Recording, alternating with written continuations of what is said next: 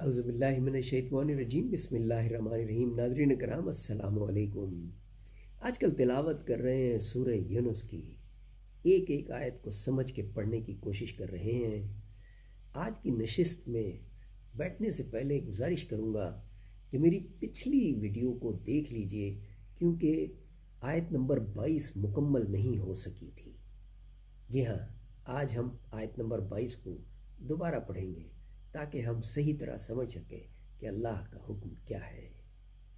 هو الذی یصورکم فی البر والبحر، وہی تم کو پھراتا ہے جنگل اور دریا میں، حتی اذا کنتم فی الفلک، اور یہاں تک کہ جب تم بیٹھے کشتیوں میں اور لے کر چلیں وہ لوگوں کو اچھی ہوا سے، وجرین بہم بریح طیبۃ وفرحوا بها جاءتها ریح آصف وجاءہم الموج۔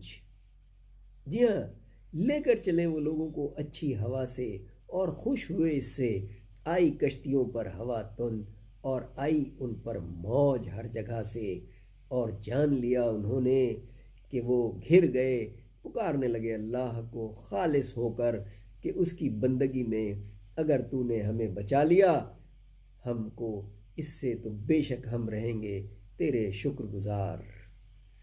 من کل مکان وظنوا انہم احیط بہم دعوا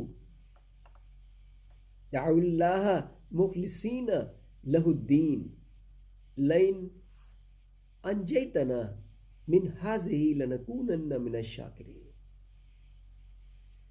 اللہ تعالیٰ فرما رہے ہیں کہ جب تیز و تند ہواؤں سے تمہاری کشتی ڈولنے لگتی ہے تو تم مجھ سے انتہائی خالص حالت میں، یعنی بہت ہی سنسیئرلی دل کے ساتھ مجھ سے دعا کرتے ہو کہ یا اللہ اس مشکل گھڑی میں ہم کو بچا لے، اور جب تم بچ جاتے ہو شکر نہیں ادا کرتے۔ بہت گہری بات ہے، سمجھنے کی ضرورت ہے۔ تم وعدہ کرتے ہو ہذہ لنکونن من الشاکرین، اگر تو نے بچا لیا ہم کو اس سے تو بے شک ہم رہیں گے شکر گزار۔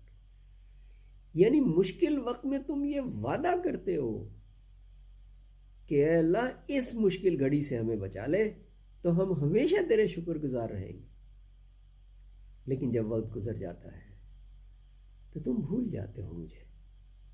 صدق اللہ العظیم، صدق اللہ۔